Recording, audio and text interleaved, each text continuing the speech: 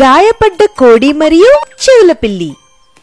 ఒకరోజు చెవులపిల్లి ఒక పొలంలోకి వెళ్లి చాలా హాయిగా క్యారెట్ తింటుంది. అప్పుడే దానికొక శబ్దం వినిపించింది. కాపాడండి, కాపాడండి! ఎవరరుస్తున్నారు? రక్షించండి! ఎవరైనా ఉంటే నాకు సాయం చేయండి! అరే, అలా అరుస్తున్నది కోడే కదా! కోడి తప్పకుండా ఏదో ఇబ్బందిలో పడింది. చెవులపిల్లి మొత్తం పొలమంతా వెతికింది, కాని దానికి కోడి కనిపించలేదు. అప్పుడది చెట్లు వాటి చుట్టుపక్కల చూడడం మొదలుపెట్టింది, కాని కోడి ఎక్కడా కనిపించలేదు. అప్పుడు చెవులపిల్లి అలసిపోయి ఒక చెట్టు నీడలో కూర్చుని చూసింది.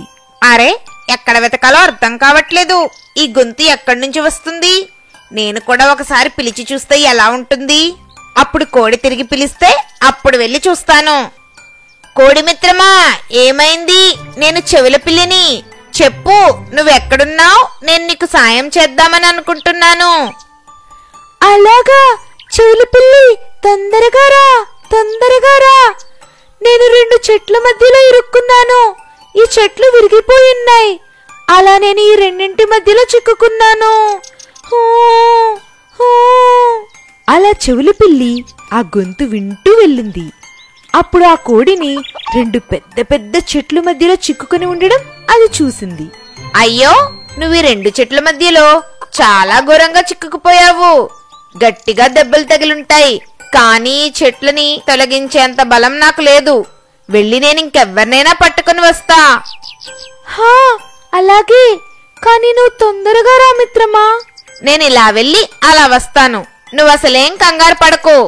చెవులపిల్లి పరిగెత్తుకుని అడవి వైపు వెళ్ళింది. అప్పుడు దానికి దారిలో ఎలుగుబంటి కనబడింది. అరే అరే, ఇంత కంగారుగా పరిగెత్తుకుని ఎక్కడికి వెళ్తున్నావు? నువ్వు దొరికింది మంచిదైంది. నువ్వు నాతో రావాలి. దారిలో చెవులపిల్లి ఎలుగుబంటికి మొత్తం విషయం చెప్పింది. అలా ఎలుగుబంటి సాయం వల్ల కోడి ప్రాణాలు దక్కాయి.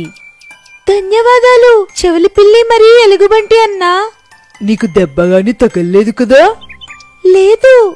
కానీ నువ్వు ఇక్కడ ఎలా చిక్కుకున్నావు?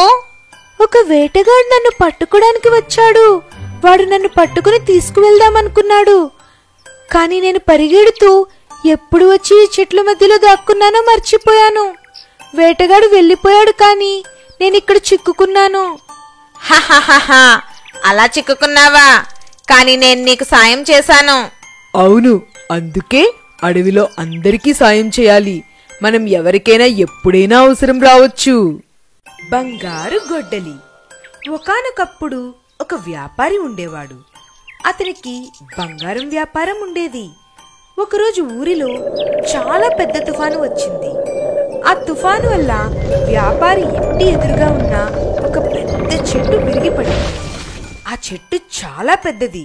వ్యాపారి చాలా మంది చెట్లు కొట్టే వాళ్ళని పిలిపించాడు.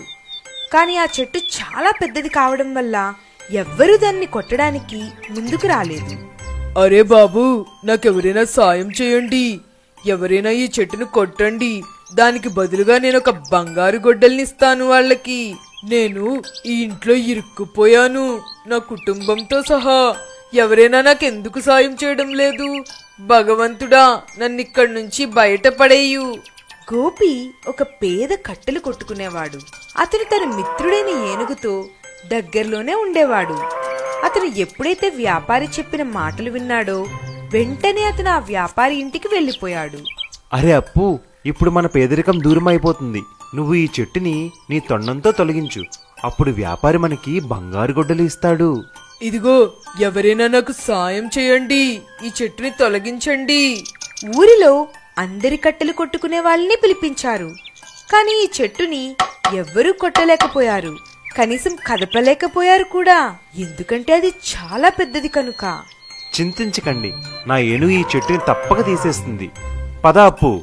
అప్పు చెట్టుని తొండంతో గట్టిగా పట్టుకుని దానిని దూరంగా విసిరేసింది. వ్యాపారి చాలా ఆనందించాడు. గోపికి బంగారు గొడ్డలు బహుమతిగా ఇచ్చాడు. దానిని అమ్మి గోపి మరియు అప్పు ఇప్పుడు ఆనందంగా జీవించారు. అరే వా అప్పు, చూసావా, మన తెలివితేటలతో మనం మన జీవితాల్ని మార్చేసుకున్నాం. ఇదంతా చూసి దగ్గరే ఉన్న ఒక అతనికి దురాశ కలిగింది. అతను కావాలని వ్యాపారి ఇంటి ముందు ఒక పెద్ద చెట్టుని తోసేశాడు. మరుసటి రోజు మళ్ళీ వ్యాపారికి కోపం వచ్చింది. అరే, మళ్ళీ నన్ను ఎవరైనా కాపాడండి, ఈ చెట్టుని ఇక్కడి నుంచి తొలగించండి. వెంటనే అతను గొడ్డలి పట్టుకుని వచ్చి చెట్టుని తొలగించాడు. వ్యాపారి అతనికి దానికి బదులుగా 100 రూపాయలు ఇచ్చాడు. అరే ఇదేంటి 100 రూపాయలేనా?